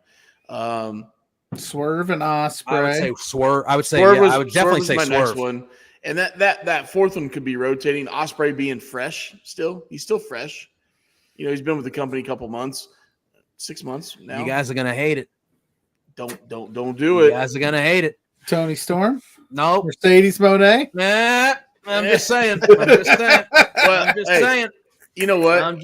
You're gonna hate it, but think about it. Just think about it. She's sitting front row at the Celtics game, finals game, with the Hell bell. yeah, she is. You're damn right. You know, Paul's so upset I even brought that into existence. He had to leave. She's bringing awareness to the company. That's what I'm saying. That's what I'm saying. She did an interview yesterday about would she ever go back to WWF or WWE, and she said, "Look, she's sitting there holding the belt. She's like, yeah, see, I get everything. I'm happy. I'm in La La Land right now. Like I was gonna say, so he meant that question as like young people who we would be building. Okay. Because immediately Daniel Garcia to me is one immediate. If we're talking that, like when the company first started, everyone looked at Darby, MJF, Sammy Guevara, and Jungle Boy as like, hey, these guys are young, they're already good, but these are the dudes. Mm-hmm. So like, who are you looking at now? Like, I think Kyle Fletcher is in the conversation. Kyle Fletcher, if you're looking at young Daniel Garcia, Kyle Fletcher, those two immediately. Hey, you can't throw out Dante Martin. I was gonna. He's in now. Ray Phoenix is still pretty young. I think Ray Phoenix. He gets injured a lot though. I don't know how sustainable he'll be. But Ray Phoenix is somebody you could throw in that mix for me. But I think off the bat, to me, Kyle Fletcher and Daniel Garcia, they're both like 24. Something stupid. Mariah May could be. If you want to go the late, Mariah May's young. I think MJF I would have said, but I guess he is a foundational. He's not a pillar anymore. Because I love him so much. I would have said Hook, but there's all that speculation about him bouncing. WWE that's possibly. Where I'm at with that. So like, I would be afraid to be like, he's one of the pillars of this younger crop, and then he leaves next week. Yeah, but I love him. But I think you can make an argument maybe for like a Wheeler Yuta down the line. Would maybe be a good one. If he stays healthy. Yeah, I like that for one. women. Yeah, Willow Nightingale for sure. I would throw in there. Willow, Anna Sky Blue, Anna Jay. I think Anna Jay has a lot of potential. She's got some cake. They've got a lot of young talented people there. They just need to work on positioning them the right way. And all right, so I'm going to throw out a random name here, and I want to see your guys' thoughts on this for being a pillar.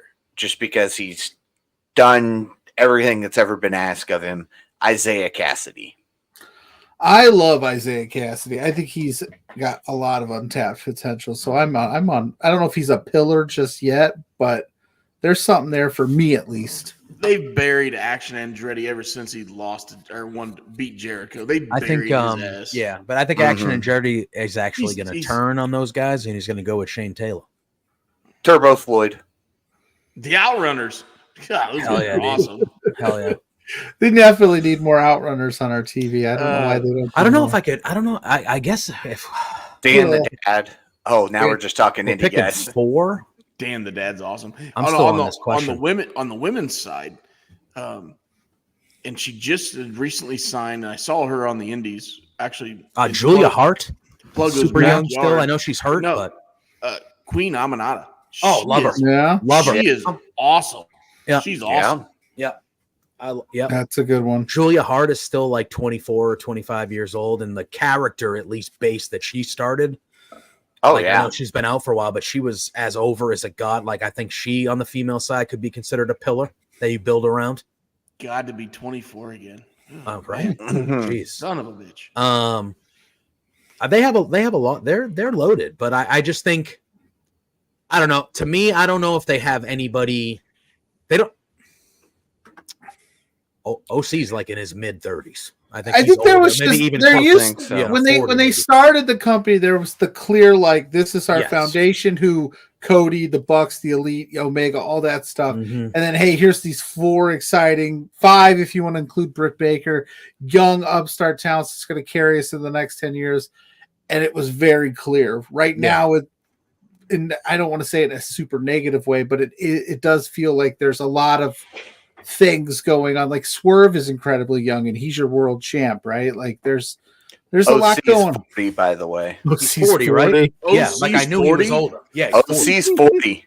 Wow. I knew he was around my. Looks I'm in damn my good late for 30s. I was 40, like, man. He's around my age. I know. Swerve's 33. Yeah, Swerve. Yeah. Yeah, Osprey's what, 30? Just turned turned 30, 31? 32, I think. Yeah, so I mean, they're still 31. young in wrestling 31? circles. That's young. Like MJF is still what, 26, 25, 26? Yeah. Stupid. Garcia 24. 28. MJF's 28. MJF is 28. That's still in wrestling years. He's got Oh, 20 yeah. Hears. He's a baby. Yeah. Yeah. In But like wrestling years, Kyle 20. Fletcher's He's got 24. 40 years. In Lee wrestling Moriarty, years. I think, is still decently young. He's very good too. I bet you OC's never been married. if he looks that young at 40, OC's never been married. But think about this. It doesn't. I don't think it's got his personal life on his Wikipedia. Well, normally if they've been man. married, they put him on there. So Yeah. Maybe. I just think the way OC wrestles too, not probably his time before AEW. The way he wrestles, like his body's going to sustain this.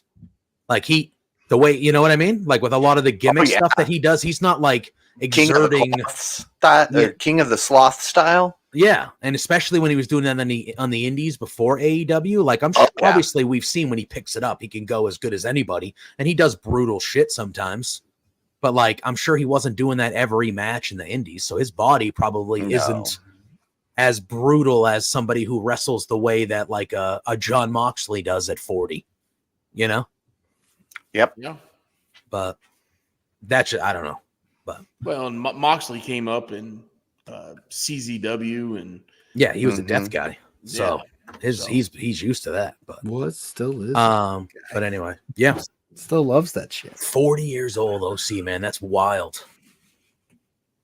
That's wild. So I know you guys haven't watched much of Collision, but I'm still going to ask it. Who's your wrestler of the week? AEW wrestler of the week. Huh? Actually, I tell you what, Tanner's here. Tanner's not here. Sorry. So fuck Tanner's rules. I'm gonna open it up. Who's your professional wrestler of the week? It doesn't matter what company or promotion. Ooh. Okay. To me, sorry. No, go I was right gonna ahead. say, to me, the best thing I saw on wrestling this week was that Bo Dallas Uncle Howdy segment on Raw. Paul's like, go ahead. Damn it. I think that was as masterful a thing that WWE has released in years. Yes. That was unbelievable. However, I will let Paul take Bo, because I'm honestly going to say on Monday night, Liv Morgan owned that show. Okay. Yep. Liv Morgan that's a good pick, owned that show, and I thought she was instrumental in crowning new tech. Like she was so instrumental from the start through the end of that show, littered throughout. She was the reason that a main event match that was for the tag titles happened. She's the reason the belts changed hands. My MVP of the wrestling week was Liv Morgan, even though I think Bo Dallas had the best thing we saw. Still wrong. All wrong. Shep, what do you got? Man, he had a hell of a point. My wrestler of the week, and we talked about it earlier, and it was a great segment. I'm going Paul Heyman for taking that bump through the table. Yep. In the garden, like he said, main event segment in the garden. What a segment. What a segment. And I'm telling you right now, the way they're building this, when Roman Reigns comes Oh, back, baby. you better have it in a Wembley Stadium because the roof's gonna they're gonna blow the fucking roof off. Let me tell you, Maja, because he's loyal to mommy, because he's not a cheater. Dom is a good saying person. we're wrong. So who is You're your all wrong, Paul? You're wrong. Did you say anything, Paul? Yeah. Bo Dallas. You're all wrong. Every Because- single one of you bums. Here we go. Marco's Hold he's on, going to say Pluggo. something. No, He's I'm gonna say not. something. Are you being serious here? I'm being serious. The wrestler of the week is none other than Chad freaking Gable. Oh, he rose from the dead. Back from a murder. He rose from the dead. He rose from the Fair. dead, and then he fair takes argument. It's a out fair two argument. monsters to qualify it's a for money. fair in the Bank. argument. He was dead last week. How could you even think anybody else is the wrestler? The dude rose from the dead. Now hold on. And he's So, winning matches this week. I rewatched the segment twice, maybe he 2-3 was times. dead. So he was laying up against the storage cart. And originally, when I watched it the first time, I saw the blood on the forehead. And I swear there was blood on the cart. There was no blood on the cart. He just took a shot to the temple. He just got like a bludgeon. He just took a bludgeon there, and he recovered. And Triple H said on Pat McAfee, he's fine. He's clear. Yeah, he said he's not dead. And even Now- McAfee questioned questioned Trips, which I'm like, man, it's ballsy, man. Yeah. Although McAfee also told the president of ESPN to fuck off, so that is true. He can do whatever he wants. He did, but yeah, so I had to rewatch it to realize that he just, he got dead. He got cut and he was knocked out and he woke up past concussion protocol and he's a beast. So he saw some form of light, died for at least some point, came back. Don't even try. He died. He's dead. He was done. And, there was one. And Shep, I would normally agree with you that, okay, he just got knocked out, got busted open. But even Chad himself posted a picture of him looking like a zombie coming out of a grave. Dead. He was dead. He said, "You can't kill me. I'm Chad Gable," but he was dead. No. But let's get to Otis, all right? When Otis was talking to him, he's just like, "Hey, yeah, sorry about what happened to you, but we're done here." And it was perfect because I don't know if they've signed a new contract yet. So they were in my mind. I'm like, shit. They're trying to write him out because he hadn't signed a new contract. This was perfect, which made the debut of the Wyatt Six even better because I'm thinking, all right, they got Chad Gable. He's gone. Didn't renew the contract. They didn't come to agreement. I'm like, this is even better. Like I was hooked. And then I'm like, oh shit, they might renew the contract because he's wrestling the next week and he wins. So, good for him. Flimsy concussion protocol. I can't speak. Call? Look, there were definitely people that had died. Dead. Yes. I'm no expert, but there was one guy specifically in Gorilla. Oh yeah, he was sitting on a wall with his head down like this, and just. I've watched plenty of movies and TV show guys to know that there's a certain type of blood splatter on a wall where you got shot in the head. You got shot in the head, and that guy got shot in the head. There's no way you can tell me that one particular gentleman there, that one guy that I'm talking about, did not have a bullet wound in the head. Proof that Chad Gable was wrestler of the week. We've talked about him more than your 3 picks. Okay. I can talk about the Bo Dallas segment for 25 minutes if you want. Yeah, we're still talking about the Wyatt Six here, in a sense. Shut up, Paul. We're supposed to be on the same team here. If the dude didn't get a bullet to the head, he definitely got Rowan's hammer to the head. That's for sure. Just done. He's dead. I'm talking the guy in Gorilla. I mean, if it's not a bullet wound, but I don't think the blood would. The splatter was really. Yeah. We're all forensic experts now. I watched Dexter. Yeah. I watched Law and Order. CSI. I watched Dexter. I know what's up. But no, Bo Dallas. This segment was so good, brother. Man, and it takes me back to. I was talking to Shep and Tanner about this, I think, last week. if you go back and you look when Bo was teaming with Curtis Axel in the B team, I said they were taking on the Wyatt family. I was mistaken. It was the leader of worlds, Matt Hardy and Bray Wyatt.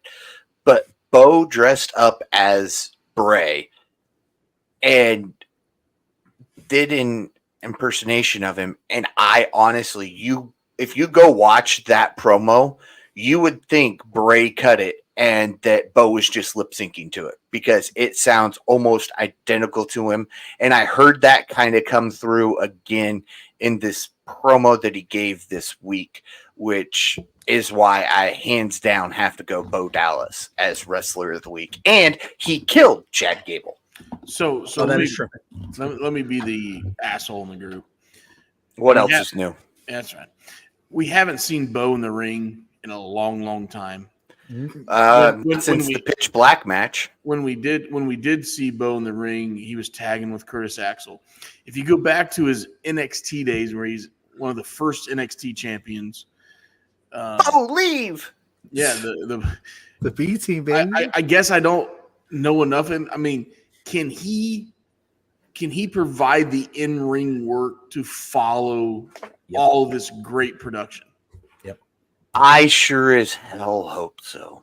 JPJ says yes. So you think he can because in NXT when he was NXT champion for a reason. Yeah, the character might have been figuring out the character because he was like a cookie cutter good guy for a bit. Then he did the Bo Leave stuff and made it like the ironic kind of heel stuff. Mm-hmm. But he was an NXT champion he had some banger matches with Neville, Pac, Tyson Kidd. Like he can go. Now I don't think that this character he's not going to be having.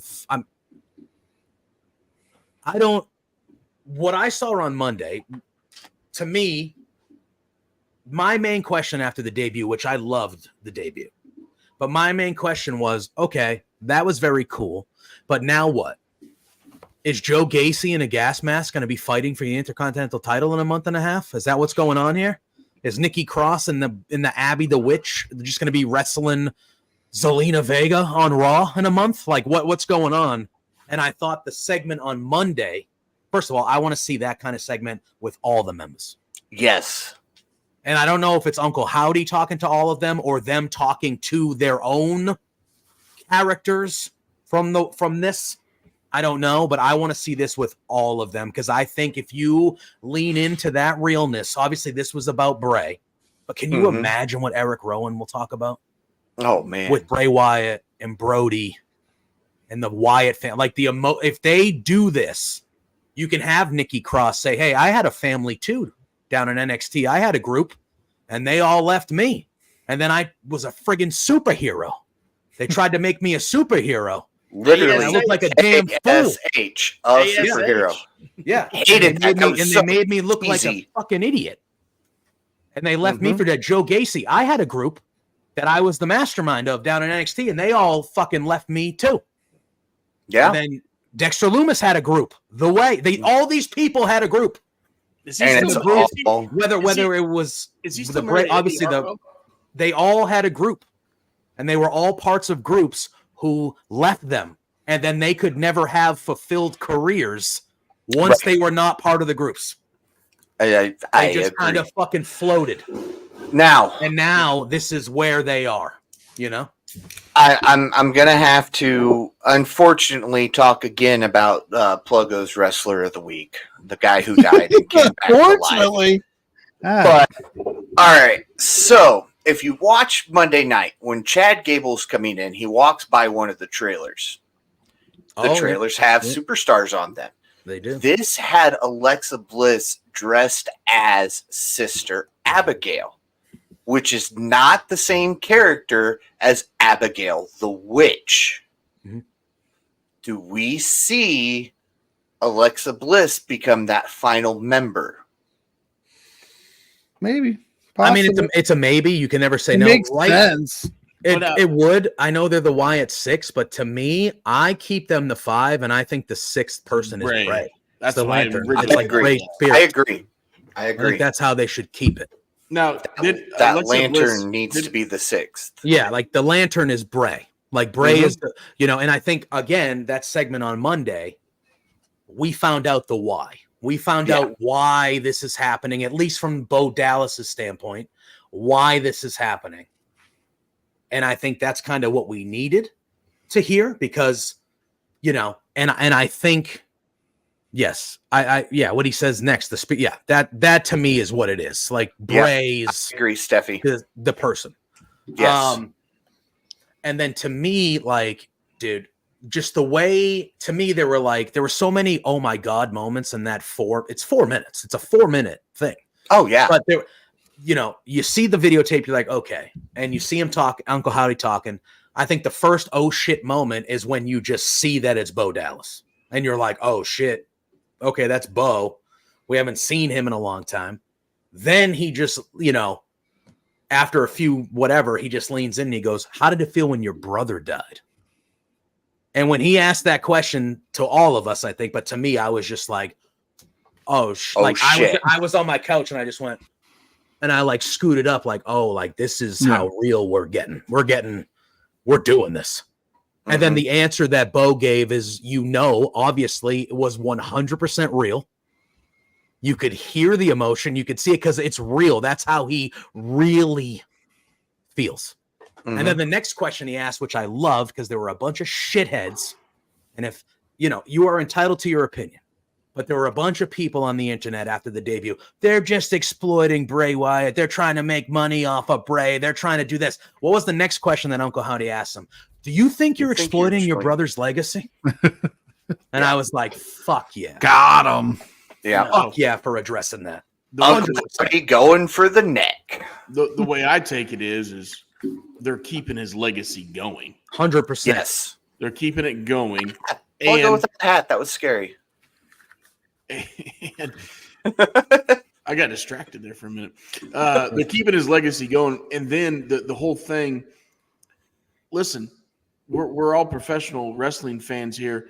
And what tugs at our heartstrings the most when you bring in real life into professional wrestling, when you bring it on screen, when you get personal, and we know the backstory, how personal it is, you're that even more invested. Hey, let's go back to it. Just happened. The story's cooling down now because, you know, we're moving on. But look how personal it was with Cody. Yeah. Right? That was about as real gets. Triple H says, shit, hold my beer. I'm going to get real here. Hey, and I got Bo to do it, and we're going to do it. So, and I just think with this one in particular too, it's like, yeah, Wyndham Bray was the real life brother of Bo, so he took that loss worse than any of us here. But like, we all lost Bray. Yeah, you know what I mean? Like, as wrestling fans, like he was a special dude, and we all knew he was a special dude, and we all knew that he had a lot more to go.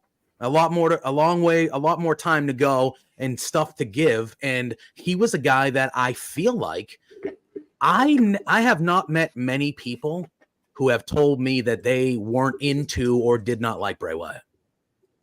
Now, was all his booking great? No. Vince had no fucking idea how to handle him, how to actually let him have freedom to the point where we're seeing The Fiend in a fucking Hell in a Cell match against Seth Rollins. Even involved in world title shit, because Vince is a fucking moron. All right? Sorry. No. Not sorry. I do not care about that man. Bless you for creating this. So it's something I've loved for 40 years, but see you later. I don't care. Yeah. But we all knew that Bray was special. We all knew he was special, and I feel like all of us kind of went through that loss as a wrestling community together.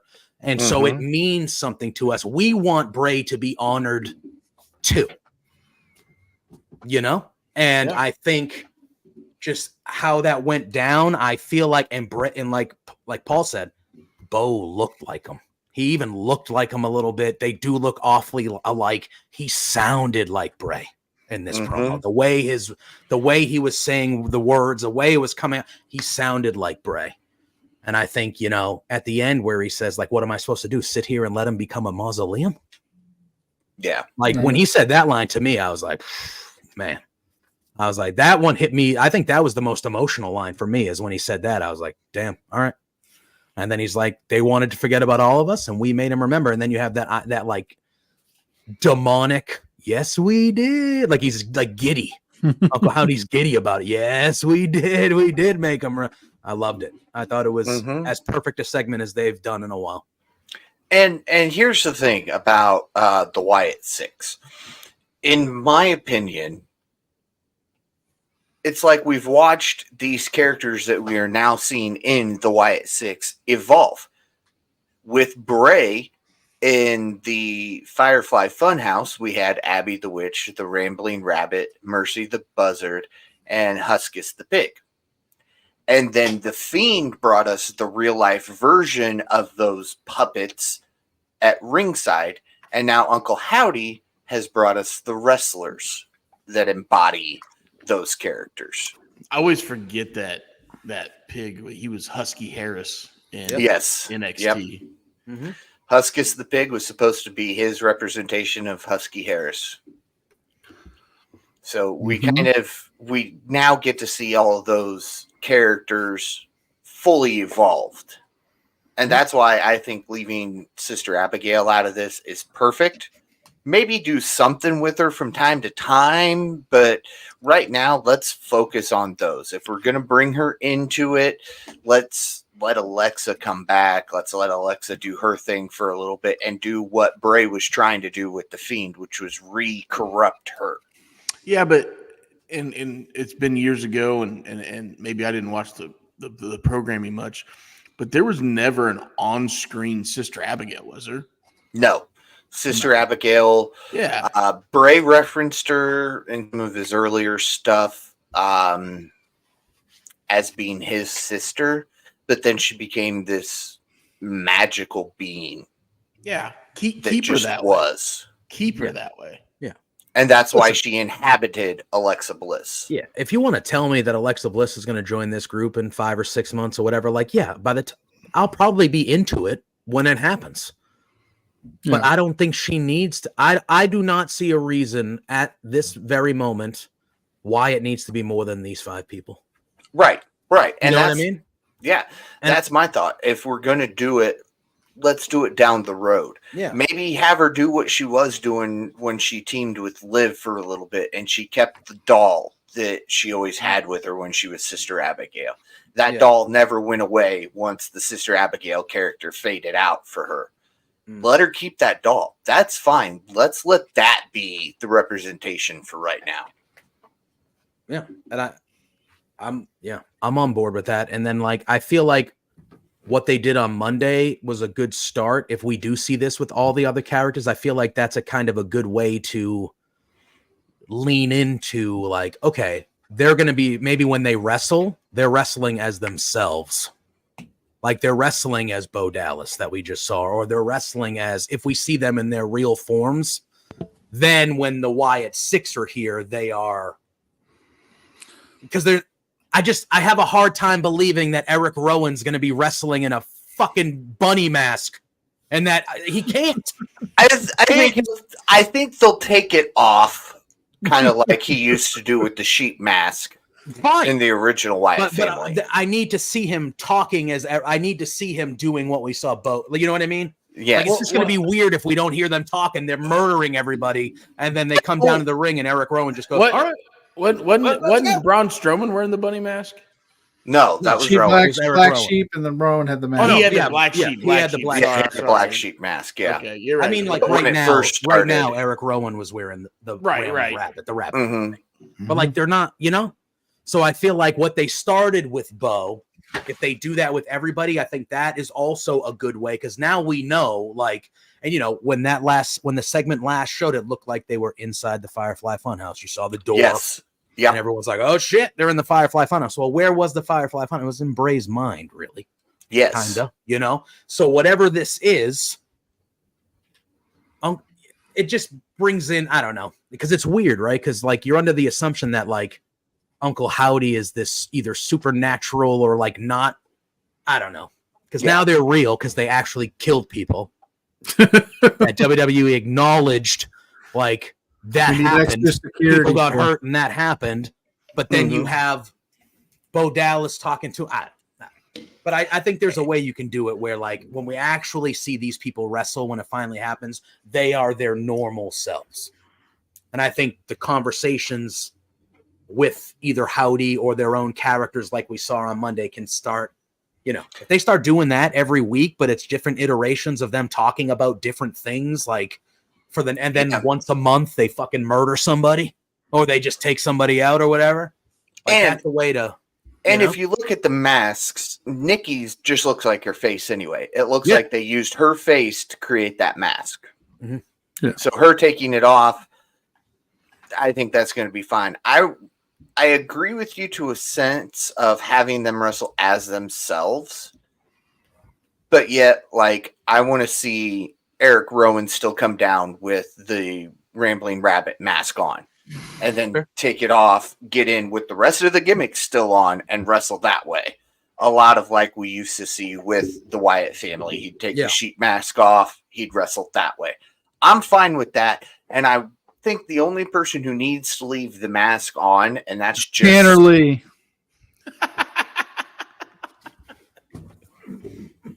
No! Hey, hold on. Hey, hold on. Go on. Sorry.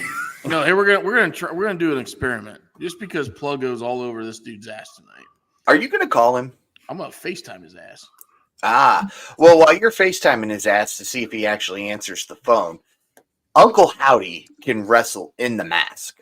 Yeah. I think the way that mask is designed, it's shaped, he's going to be able to breathe just fine. You can see he can talk just fine in it. He can wrestle in the mask. It's probably like it's midnight. Why is Shep calling? Yeah, he's probably, taking care of business after a wedding, dude. I mean, you never know. 6-hour drive home.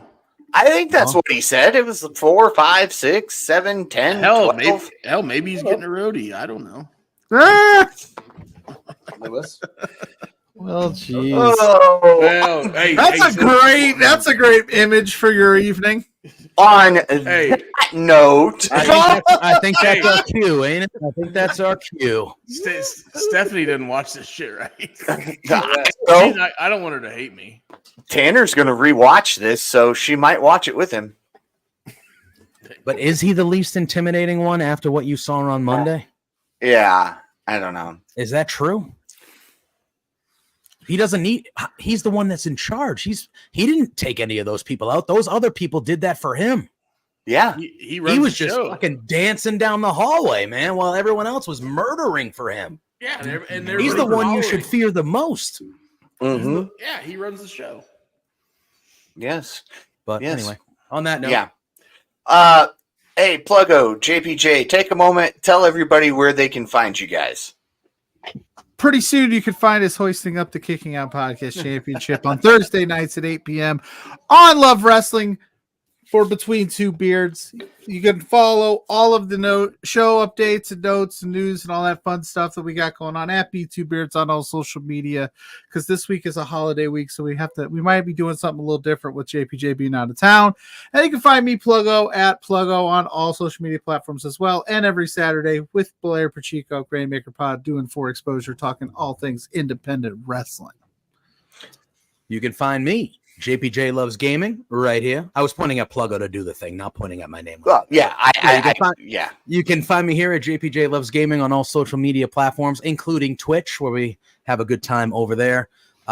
Thursday mornings, 10 a.m., I do a show called Firmly AEW with my buddy Drew over on Love Wrestling, where we talk all things AEW. And then Thursday nights, like he just said, 8 p.m., I'm with this guy down here. Between Two Bids, we just had our 160th episode we just had or something like that. We're getting up there. Nice. Yeah, so we've been doing it for a while. And then, I hop on other things. But if you follow me on the socials, you'll see where I'm at with everything else. But as long as you follow me and at B2Beards and at Firmly AEW, you'll get all the news you need. Okay. Real quick here, I'll let you guys marinate on this one from Majin, as he says, I can't take him seriously as a leader when he's the least intimidating. Again, he may look the least intimidating, but he wields the power. Beanwashed 4 other individuals to murder a bunch of people for him. 100%. That's more scary than anything.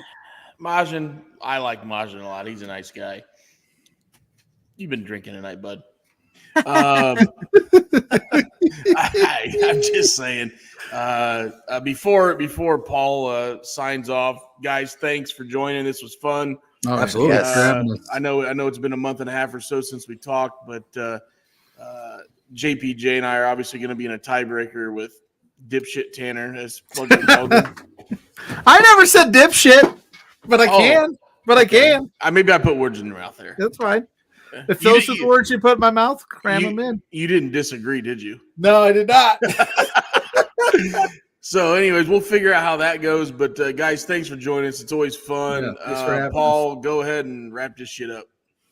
All right. Be sure to like the Kicking Out podcast on all social media at Kicking Out Pod. Be sure to check out kickingOutShop.com. It's your place to go for all of your Kicking Out podcast merchandise. You can support a great podcast and you can look fantastic doing so. Be sure to follow that loser of a champion at Tanner Lee 92, I think it is. I don't know. Maybe it's Trevor Lee 92. Maybe it's Loser Champ 92. I don't know what he goes by these days. Be sure to follow the Thirsty Bruv Austin Shepherd at the Shep 27. Be sure to follow myself at Paul Hartman. If you're listening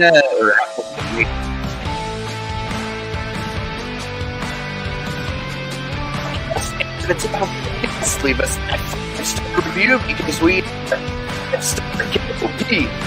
us again next week as we kick it out yet another podcast.